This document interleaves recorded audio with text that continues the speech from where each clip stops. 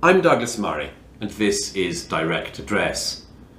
This week I wanted to address the question which the whole world seems to be talking about, which is President Trump's decision to change up, I think we can happily say, the paradigm in the Middle East, particularly as it relates to Gaza.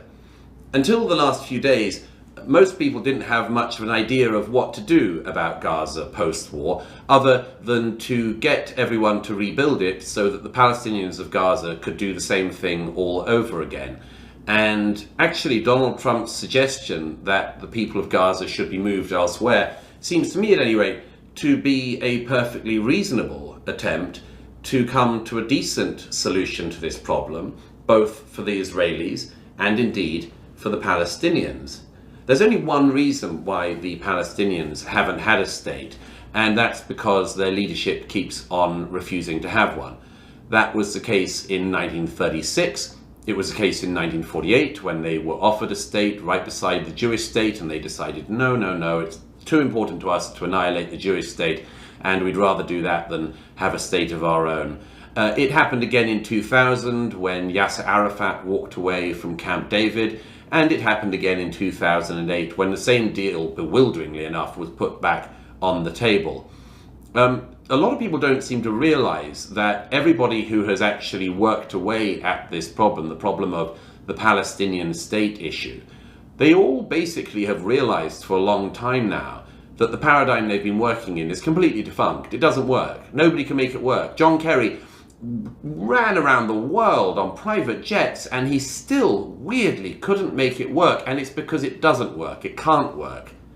And what Donald Trump has done this week is to say, let's try something new.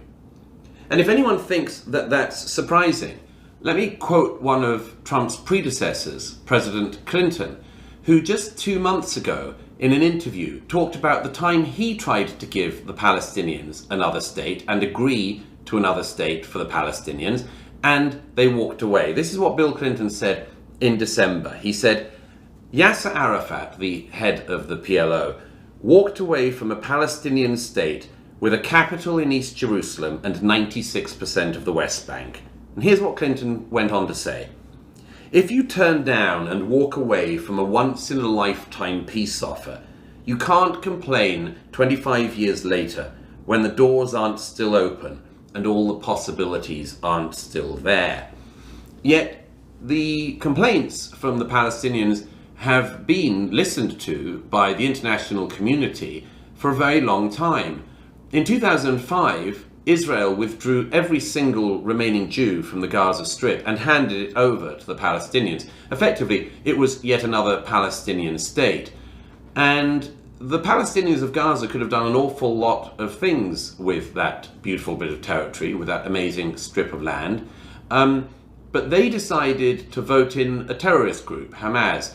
And Hamas and Islamic Jihad and other charming jihadist groups decided to spend their time and our money waging war on Israel.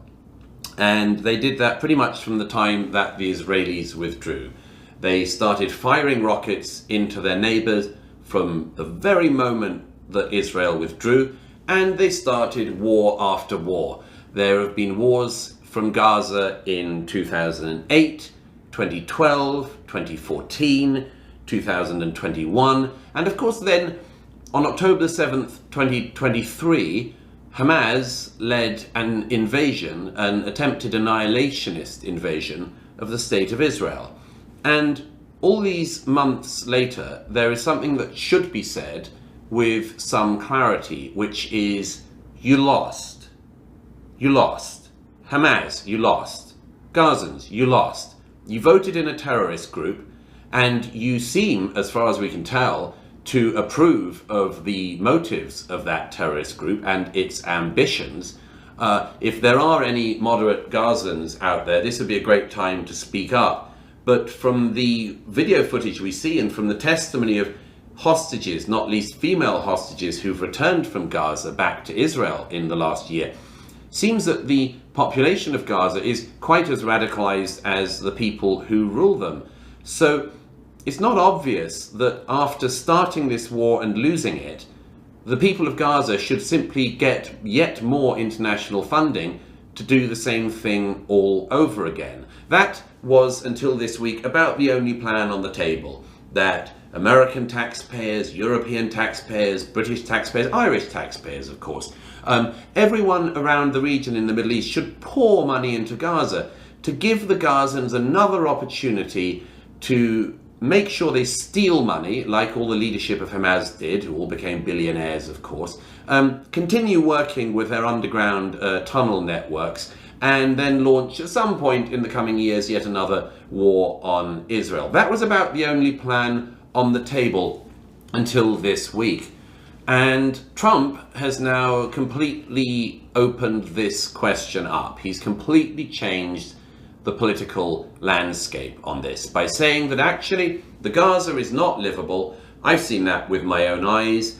Thanks to the house-to-house fighting, it's basically a wreck, and the population who are from there would do much better to be encouraged to move elsewhere, as President Trump said. There are lots of countries that have expressed enormous support for the Palestinians of Gaza, and I see no reason why they shouldn't be encouraged to take them in. Pakistan, I'm sure, could do with the highly radicalized population of Gaza going their way. The government of Ireland, that's been so vituperative about the Israelis in this war and has said that they are the greatest friends of the Palestinians, they, I'm sure, could do with a large influx of Gazans to Ireland. I'm sure all the other countries that have been grandstanding could do the same, but there are two countries that I think are particularly worth noting in this regard. And they're both the countries, by the way, which Donald Trump has singled out this week for taking in Gazans. The first is Egypt. Egypt used to run the Gaza Strip. I've never understood why, if the Egyptians and others of the so-called Muslim brothers and sisters of the Palestinians are so worried about their plight, and I've never believed they are, I've said that repeatedly, they don't care about the Palestinians at all, they just hate the Jews. But if they really do care about their Palestinian brothers and sisters, I never understood why the Egyptian government built such a big wall to try to keep them out. Now would be a great time to show solidarity, General Sisi, and I hope very much that all of that lovely land you have in the south of Egypt could be handed over in a decent peace settlement to some of the citizens of Gaza to live more peaceably than they've been living in the Gaza Strip. And the second country, of course, that Donald Trump singled out was Jordan. This is a very interesting one because Jordan is effectively a Palestinian state as well. Most of its population are Palestinians, and the leadership of Jordan has been incredibly vociferous in recent years about the terrible, as they see it, treatment of the Israelis in returning fire against the Gazan jihadists when they wage war on Israel. The Jordanian authorities have been extremely noisy in their condemnations of Israel. They seem to think that Israel should just sit back and take rocket fire for more than a decade and all of October the 7th and everything else. Queen Rania, one of my favorite people in this war, has repeatedly taken to the airwaves to condemn the Israelis and their treatment of the Gazans. Of course, she doesn't have much of a brain. The only thing we can really learn from Queen Rania is how to marry a king.